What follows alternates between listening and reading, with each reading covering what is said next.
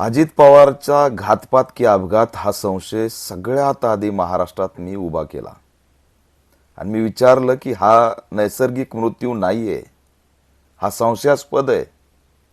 त्याच्या स्फोटाची दाहकता बघता, त्याची आग बघता, त्या विमानाची हालचाल बघता, त्या विमानाचा आवाज बघता, हे काही सरळ आणि साधं वाटत नाहीये.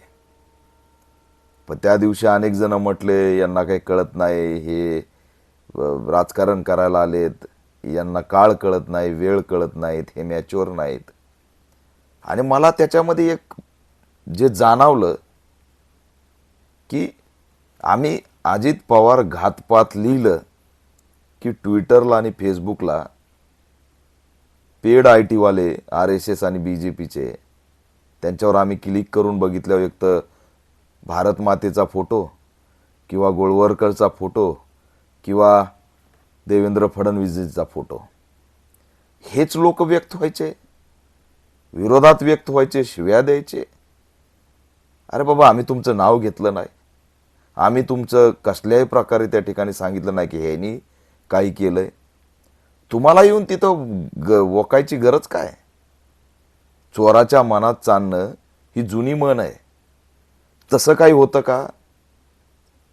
अजित पवार घातपात म्हटलं की तुम्ही तिथं शिव्या द्यायला एकदम भयानक फौज आणि ओम शांती लिहिणारे हे सगळे, यांचा एक कोडवर्ड होता सगळ्यांचा, ओम शांती.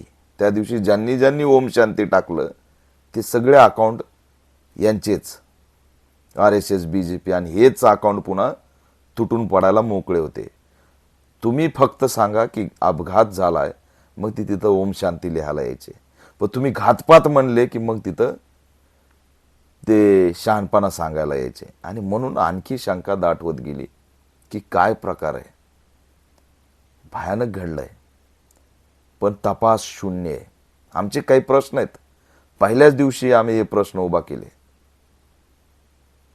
चुकून रडता रडता अमोल मिटकरी बोलून गेले की ही अजितदादांची बॉडी नाही. आणि तोच धागा पकडून मी पॅन्थर नामावरती अग्रलेख लिहिला, लिखाण लिहिलं की खुळी कल्पना जरी असली तरी ते वास्तव आहे. कारण खुळ्या कल्पना तेव्हाच निर्माण होतात जेव्हा त्या घटनेचा तपास झालेला नसतो. त्याच्यामुळे त्या घटनेचा जोपर्यंत तपास होत नाही तोपर्यंत खुळ्या कल्पना म्हणा किंवा कल्पना म्हणा ह्या सुरूच राहणार आहेत. मला हे कळत नाही, राज्याचे उपमुख्यमंत्री अजित पवार, अजित पवार हा छोटा नेता नाही. त्यांच्या अंत्यविधीला बघितलेली गर्दी, बारामती झालेली पॅक, जिकडं तिकडं हळहळ, लोकांनी कामं सुद्धा केले नाहीत. लोक शेतामध्ये खुरपणाऱ्या बाया, नांगरणारे माणसं, त्या ठिकाणचा शहरातला कामगार, कोणत्याही स्तराचा माणूस घ्या, तो हळहळ व्यक्त करत होता की अजितदादा पवार गेलेत हे आम्हाला विश्वास बसत नाही. सडनली सकाळी माणूस उठतो आणि अजित पवार गेलेत, ते दवाखान्यात नेलेत, गंभीर आहेत असंही काही नाही, डायरेक्ट गेलेत.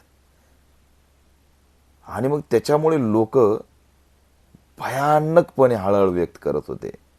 आणि एवढा मोठा माणूस, गृहमंत्री राज्याचा, तो जातो, त्याचं घातपात अपघात काय जे होतं ते होतं, पण याच्यात तपास का होत नाही? लोकांना जे प्रश्न पडतात ते तपास यंत्रणेला का पडत नाहीत?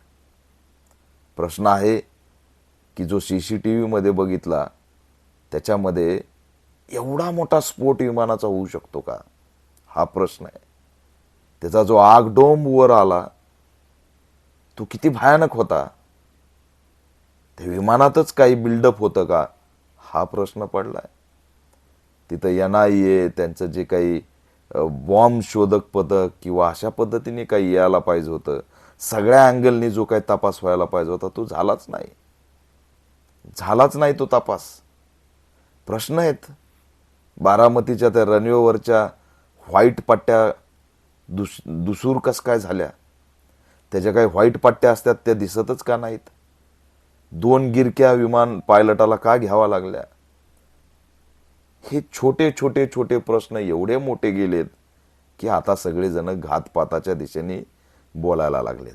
साहजिकच आहे ना की ज्या दिवशी हा विमान क्रॅश झालं त्या सकाळपासून ते विमान क्रॅश होण्यापर्यंत अजित पवार यांचं कुठेच अस्तित्व दिसत नाही. तुम्ही काही व्हिडिओ बाहेर काढलेत, काही फोटो बाहेर काढलेत की बाबा त्यांच्यासोबत विमानात कोण होतं, ते 2 फोटो तुम्ही व्हायरल केले. पण ज्या मुंबईच्या विमानतळावरून अजितदादा पवार बसले त्या विमानतळाचा ऑथेंटिक सीसीटीव्ही का नाहीये की कुठून एंट्री झाली?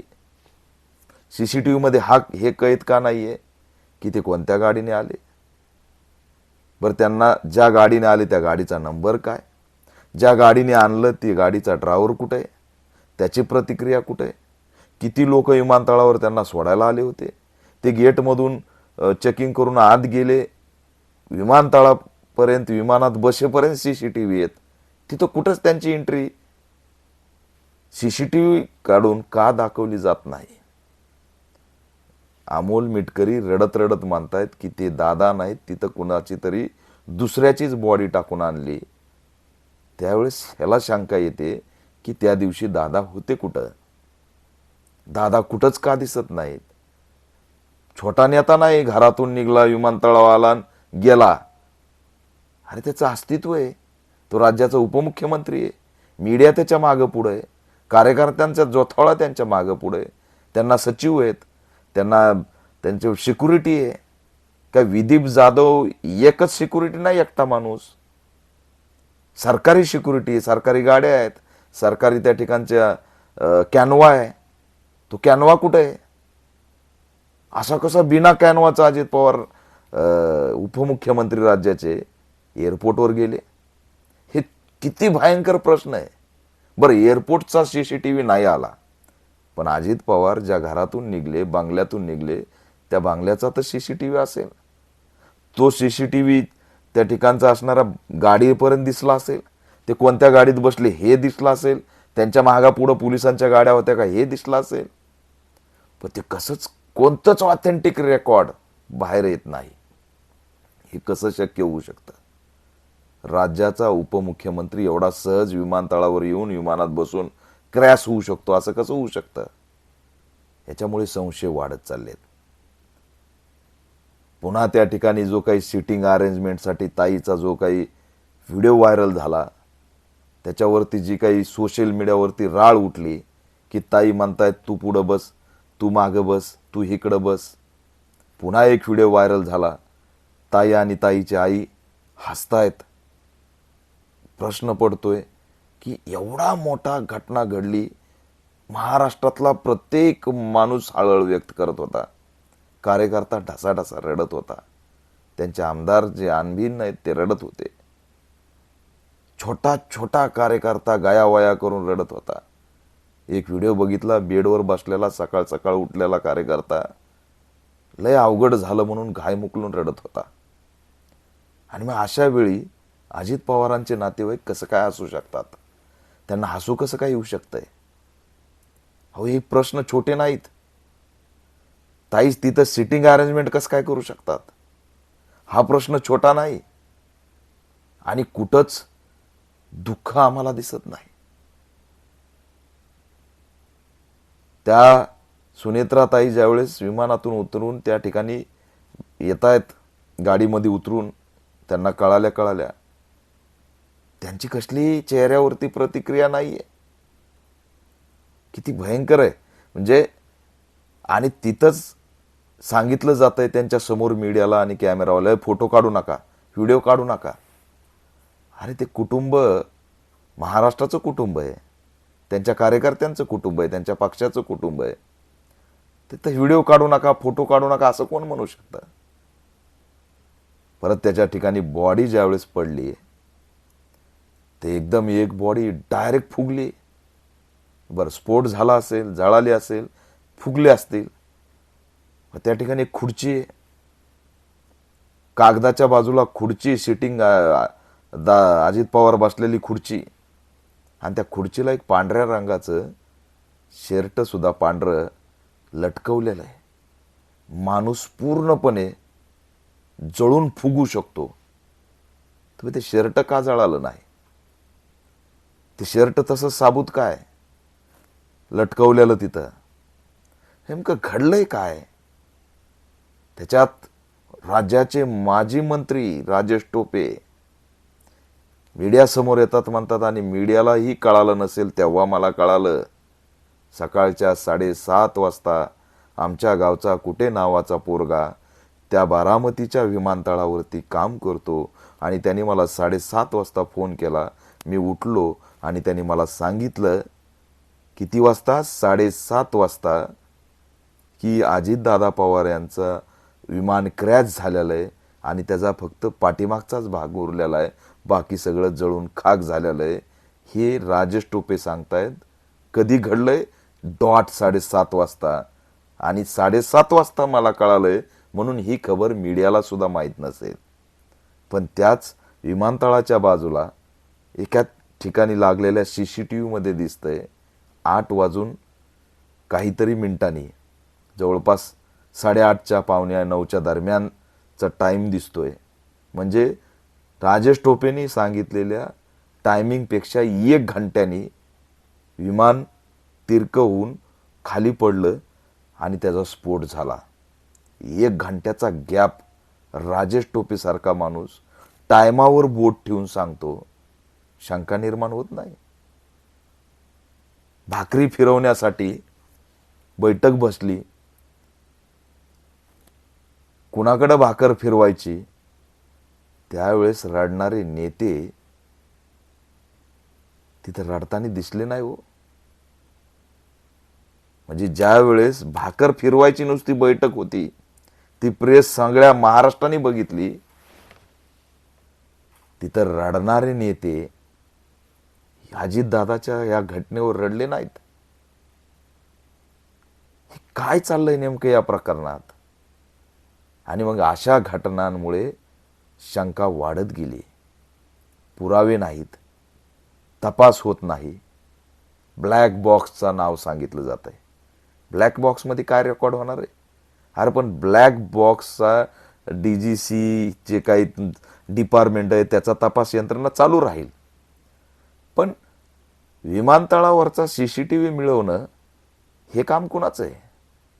बंगल्यावरचा CCTV मिळवणं हे काम कुणाचं आहे? मुंबईमधून अजित पवार कोणत्या मार्गे गेले हे काढणं कोणाच्या हातात आहे? ती यंत्रणा कुणाची? आणि त्याच्यानंतर जे दुर्दैवी घटना वाढत गेल्यात, 3 दिवसाचा दुखवाटा सांगितला, लोकांनी सगळे कामं सोडले. शासकीय दुखवाटा होता तरी लोकांनी प्रायव्हेट कामं सुद्धा सोडले. नको म्हणले, दुःख झालंय. आमचा सुद्धा बुलढाण्याला एक कार्यक्रम होता गायनाचा, रमाई जयंती निमित्त, तो आम्ही सुद्धा रद्द केला. पण तात्काळ सुनेत्राताईची उपमुख्यमंत्री म्हणून शपथविधी हा महत्त्वाचा वाटायला लागला. दुसऱ्या दिवशी अजितदादाला त्या ठिकाणी अंत्यविधी झाल्यावर दुसऱ्या दिवशी सकाळी शरद पवार ॲक्टिव्ह असं म्हणून बातमी येते, आणि ते तिथल्या कोणत्या तरी नदीच्या तिकडं दौरा करायला जातात, विचारपूस करायला जातात, लोकांच्या समस्या जाणून घेतात. कसं शक्य आहे? काय गडबड आहे? त्याच दिवशी राष्ट्रवादीचे काही नेते बैठक घेतात, आणि मग याचा पुढचा नेता कोण, उपमुख्यमंत्री कोण होणार याच्यावरती चर्चा होते. अरे लोक म्हणतात काही दिवस जाऊ द्या, काय गडबड आहे, पण लगेच शपथविधीही होतो. त्याच्यामुळे याच्यात शंका वाढत चालल्यात. अजित पवार कुठे आहेत? आम्ही बघितलंय, अनेक हत्याकांडाला मी भेटी दिल्यात. संतोष देशमुखचं हत्याकांड झालं, त्याचं पोस्टमॉर्टमच्या त्या टेबलवर टाकलेलं जे काही मृतदेह होता, त्याच्या अंगावरच्या जखमा, त्या लगेच फोटो बाहेर आले. अजितदादाचा चेहऱ्याचा फोटो बाहेर का आला नाही? काय कमी होतं? बारामती त्यांचंच, सिव्हिल त्यांचंच, सिव्हिल हॉस्पिटल त्यांचंच, मग अजितदादाचे फोटो काढण्यापासून कुणी रोखलं? ते फोटो काढलेत का? महाराष्ट्राला दिसू द्या ना, ते चेहरा मॅच करू द्या ना, की हा चेहरा हसू शकतो का अजितदादांचा, त्यांची बॉडी ही असू शकते का? असं एकही फोटो बाहेर आलेला नाही. बघा, 5 बॉडी त्या ठिकाणी एक्सपोज झाल्यात असं सांगितलंय, पण आम्ही ज्यावेळेस माहिती घेतली त्यावेळेस कळतंय की त्या ठिकाणी ट्रॅक्टरमध्ये शरीराचे अवयव टाकून नेलेले आहेत. आणि मग अजितदादाची जी बॉडी होती, त्या एक फुगलेली बॉडी होती, या बॉड्यांचे रिअल फोटो चेहऱ्याचे का पुढे आले नाहीत?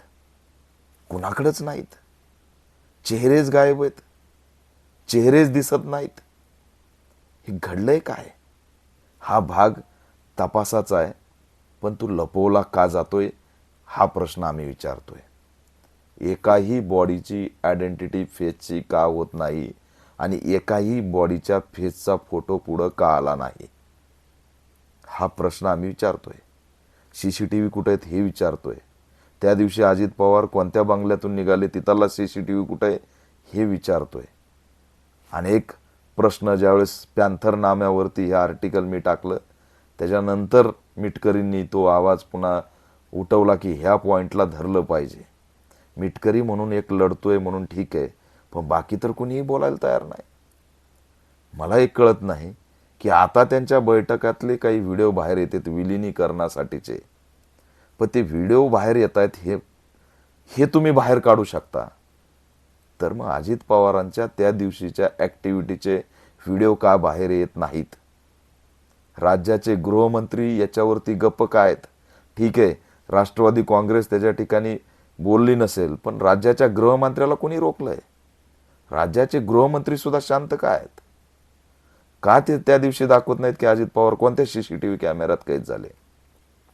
आता प्रश्न आहे लोकांच्या डोक्यात की अजित पवार या विमानात होते का नव्हते?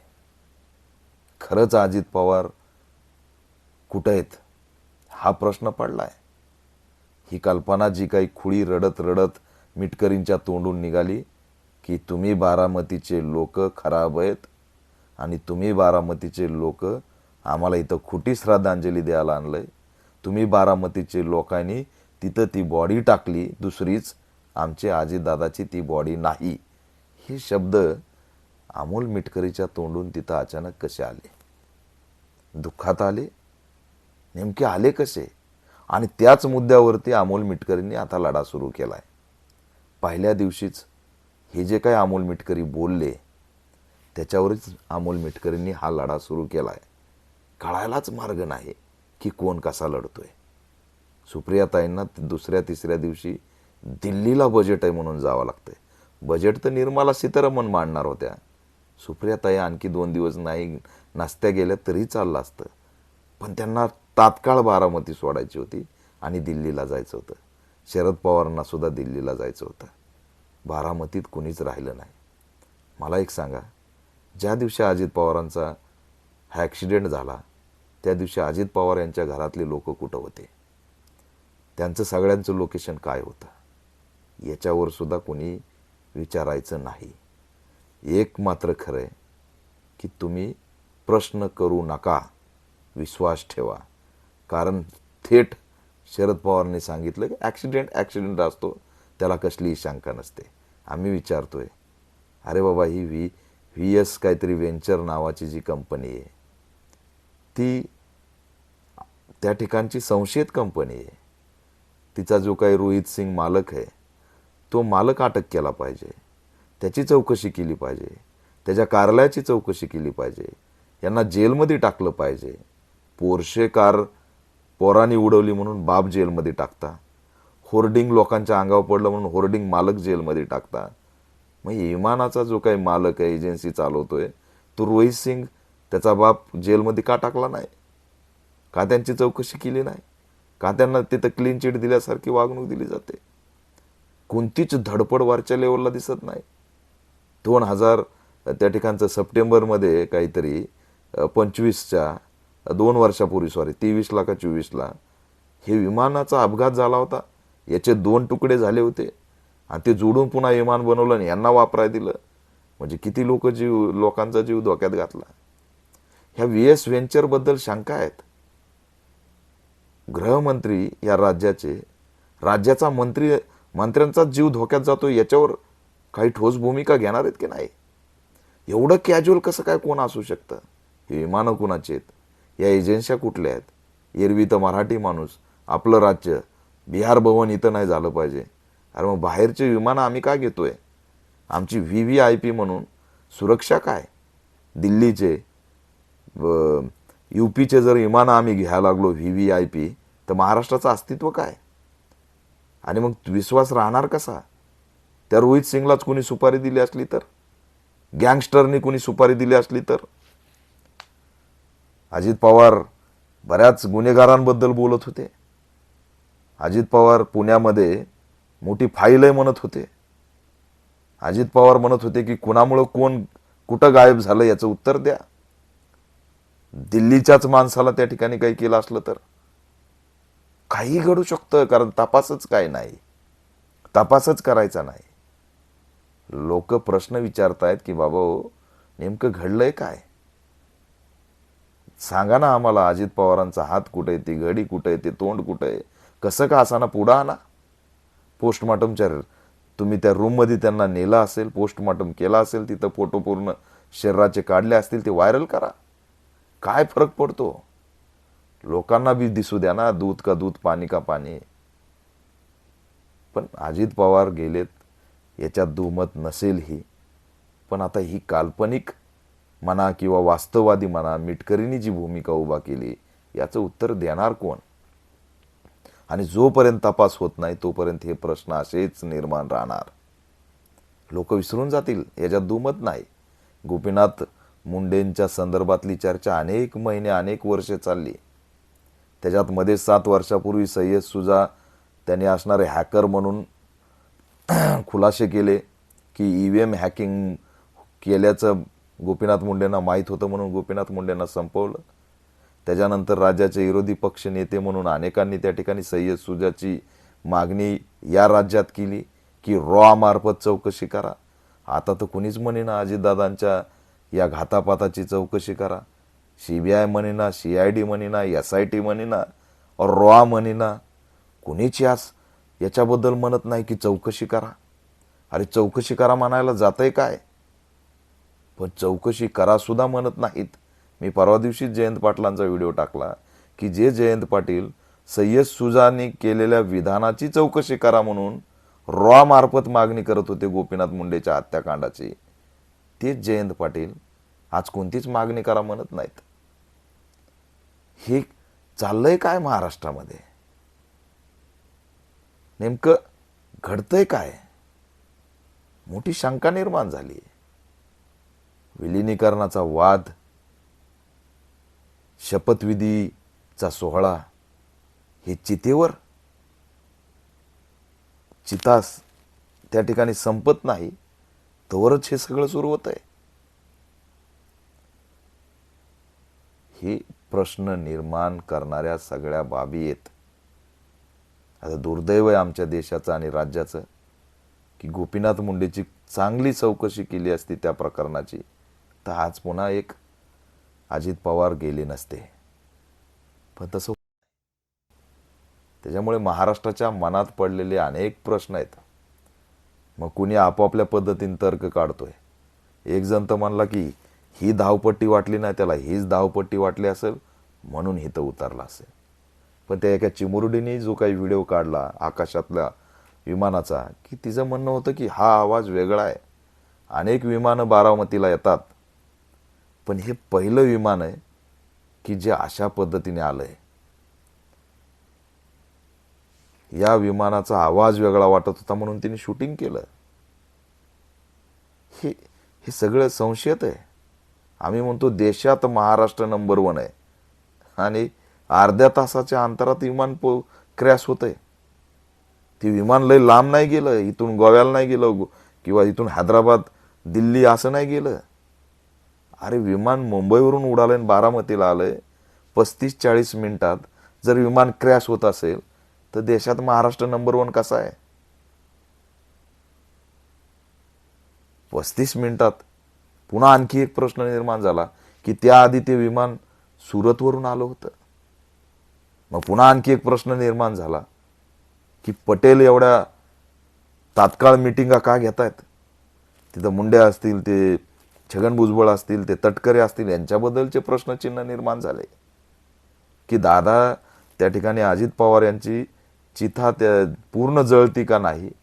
ते एक मीटिंग होते असा सुद्धा खुलासा झाला की पुढचा राष्ट्रीय अध्यक्ष कोण, पुढं कोणी शपथविधी घेणार, पुढं कोणता गटनेता नेता उभा करणार, विलनीकरण करायचं की नाही, ह्या प्रश्नावरती प्रफुल्ल पटेलच्या नेतृत्वात लगेच त्या ठिकाणी मिटिंगा सुरू होतात. त्या सगळ्या इव्हेंट, त्या सगळ्या प्रकरणामध्ये प्रफुल्ल पटेल यांच्या डोळ्यात किती पाणी होतं. आणि म्हणून प्रफुल्ल पटेल हे पटेल आहेत. पटेल असल्यामुळे त्यांच्यावर विश्वास ठेवायचा नाही अशी भूमिका कार्यकर्त्यांनी घेतली. पटेलचं मंत्रिपद कोणतं होतं, ते पण उड्डयन मंत्री होते. अजित पवार यांनी सगळ्यात जास्त भाषणं पुणे महानगरपालिकेमध्ये जर कोणावर केले असतील ते आताचे विमान राज्यमंत्री मुरलीधर मोहोळ यांच्यावर केले. आणि मुरलीधर मोहोळ यांच्यावर जे आरोप केले ते मोठे आरोप केलेत. गुन्हेगारी संदर्भात आरोप केले, अनेक संदर्भात त्यांनी मोहोळवरती आरोप केले. आणि मग तपास होणार कसा. रोहित यमुलला सुद्धा त्याची संस्थात्मक हत्या झाली, त्यावेळेस त्याला गुदमारून फाशी घेतली. त्यावेळेस दत्तात्रय बंडारू केंद्रीय मिनिस्टर, त्या ठिकाणची ती महिला शिक्षण मंत्री मालिकेमध्ये आता स्मृती इराणी, हिचं नाव आलं. दत्तात्रय बंडारू केंद्रीय मंत्री याचं नाव आलं. या प्रकरणात केंद्रीय मंत्री असलेले आणि राज्यमंत्री असलेले हे उड्डयन मंत्री आहेत. आणि विमानाच्या माध्यमातून हा प्रकार घडलाय याच्यावर सुद्धा चर्चा झाली. अँगल अनेक आहेत. ममता बॅनर्जी पश्चिम बंगालमध्ये आणि त्या पहिल्याच दिवशी म्हणतायत की हा घातपात आहे, अजित पवार को खत्म किया है. ममता बॅनर्जी मानल्या म्हणून शरद पवार पुढे येतात आणि म्हणतात की हा अपघात आहे. देवेंद्र फडणवीस यांना काय भीती वाटत होती. त्यांच्याकडे प्रवक्ते आहेत, पक्षाकडे प्रवक्ते आहेत, त्यांच्या असणारे दिल्लीला प्रवक्ते आहेत, राष्ट्रीय प्रवक्ते आहेत. अशा वेळी देवेंद्र फडणवीस यांनीच उत्तर द्यायचं. ममता बॅनर्जीच्या विधानावर त्याच दिवशी संध्याकाळी देवेंद्र फडणवीस उत्तर देतात की शरद पवारने जाहीर केलं की हा अपघात आहे. काय गरज होती. होय, घातपात आहे म्हणतील, संशयास्पद आहे म्हणतील, चौकशीचा भाग होत राहील, पण त्यांना उत्तर द्यायचं गरज काय. ममता बॅनर्जींनी हे नव्हतं म्हणलं की त्याला कोणी मारलंय. ममता बॅनर्जींनी हे नव्हतं म्हणलं की त्यांचं नाव नव्हतं घेतलं की त्यांचा कोणी घातपात केलाय. मग हे पुढं का आले. जसे आम्ही सोशल मीडियावरती घातपात लिहिलं की हे पुढे येतात. चाललंय काय. उत्तरं काही मिळत नाहीत. आता सगळेजण आज संसदेमध्ये संजय राऊतांनी भाषण केलं. त्या ठिकाणी त्यांनी सांगितलं की आम्हाला तिथले कागदच जळाले नाहीत. अमोल मिटकरने ती शंका व्यक्त केली की कागद जळाले नाहीत. भ्रष्टाचाराचा आरोप केला होता, अजित पवारांनी ती फाईलच सोबत ठेवली होती. अशा पद्धतीचं संजय राऊत यांनी भूमिका राज्यसभेत घेतली. पण या सगळ्या प्रकरणात आश्चर्याचं आहे की काँग्रेस कुठं आहे. अजित पवार प्रकरणावरती काँग्रेस गप्प काय. राहुल गांधी हे अंत्यविधीला येऊ शकत होते, आले नाही. राहुल गांधी संसदेमध्ये या मुद्द्यावर पहिल्यांदा बोलू शकत होते, बोलले नाही. काँग्रेसला काय माहिती आहे. काँग्रेस कसल्याच प्रकारचं स्टेटमेंट या प्रकरणावर का देत नाही. त्याच्यामुळे हे सगळं गंभीर आहे, हे सगळं डेंजर आहे. नुसता नुसता प्रश्नांचा कल्लोळ आहे. जिकडं तिकडे एकच चर्चा आहे की दादा त्या दिवशी कुठंच दिसत नाहीत. विमान पडलं, दादाची बॉडीच दिसली नाही. दादा कुठं CCTV मध्ये नाहीत. दादा त्या ठिकाणी असणारं कसल्याच पद्धतीने ओळखू येत नाहीत. खरंच त्यात दादा होते का? आणि मग लोकांना पुन्हा एक भाबडी आशा राहते की कधीतरी दादा येतील, डायरेक्ट म्हणतील, वेड्यानो मी काय त्यात होतो का? मला काय कळत नाही का मी त्यात नव्हतोच रे, किंवा मी वाचलो रे, किंवा हे घडलं रे, किंवा मला समजलं होतं रे म्हणून मी त्या ठिकाणी वाचलो रे, असं काहीतरी होईल चमत्कार. अशा पद्धतीचा विचार लोकांच्या डोक्यात सुरू झालाय. आणि याला कारण आहे व्यवस्था, जी तपास करत नाही. ना त्यांनी NIA आणलं, ना बॉम्ब शोधक पथक त्या ठिकाणचं जे काही कोणतं RDX वापरलंय, सगळ्या अँगलनी तपास व्हायला पाहिजे. एवढा मोठा ब्लास्ट, तो काही विमानाचा ब्लास्ट होऊ शकत नाही, अशीही तिथल्या लोकांनी शंका व्यक्त केली. त्याच्यामुळे चुकीची टायमिंग राजेश टोपेने सांगणं, CCTV मध्ये मुंबईच्या एअरपोर्टवर दादा न दिसणं, किंवा तो CCTV पुढं न आणणं, हे सगळे प्रकार संशय निर्माण करतात. आता मिटकरींनी याच्यावरती बंड पुकारलाय. आम्ही पहिल्याच दिवशी सांगितलं की ही घटना संशयास्पद आहे. बोलता बोलता आज सगळेच त्या लाईनवर यायला लागलेत. सत्ता आणि विलिनीकरण हा राष्ट्रवादीसाठी महत्त्वाचा मुद्दा आहे. अजित पवार हा मुद्दा कुठंच दिसत नाही. त्याच्यामुळे आणखी शंका वाढत चालली की अजित पवार यांच्यावर न बोलता विलिनीकरणावरती बोललं जातंय. विलिनीकरणासाठी झालेल्या मिटिंगाचे पुरावे पुढे केले जात आहेत. पण अजित पवारांना मात्र विसरून टाकण्याचा प्रयत्न या ठिकाणी सुरू झाला आहे. एवढ्या गडबडीत आईचा शपथविधी होतो आणि भाजप डिमांड करते की पार्थ पवार तिथं नको आहेत. कुणाच्या लक्षात आला असतो पार्थ पवार तिथं आईच्या शपथविधीला आले म्हणून कुणी आंदोलन केलं असतं? भाजपची डिमांड सुद्धा भयंकर आहे. शेवटी आता काय होईल माहीत नाही. पण हे तथ्य जोपर्यंत पुढे येत नाहीत तोपर्यंत खुळ्या कल्पना या महाराष्ट्रात नाचत राहतील. आणि कधीतरी दादा परत येतील आणि म्हणतील मी त्यात नव्हतोच रे, अशी सगळीकडे आशा निर्माण झालेली. त्याच्यामुळे ज्या काही तपास यंत्रणा असतील त्यांनी लवकरात लवकर तथ्य पुढं आणावं. नाहीतर ह्या खुळ्या कल्पना मोठं भूत तयार करतील आणि त्यामधून महाराष्ट्रामध्ये वेगळ्याच पद्धतीने चर्चा व्हायला सुरुवात होईल. त्याच्यामुळे आत्ताच वेळ गेलेला नाही. याच्यामधले तथ्य बाहेर काढा, हीच सगळ्यात मोठी भूमिका या माध्यमातून मी मांडतोय.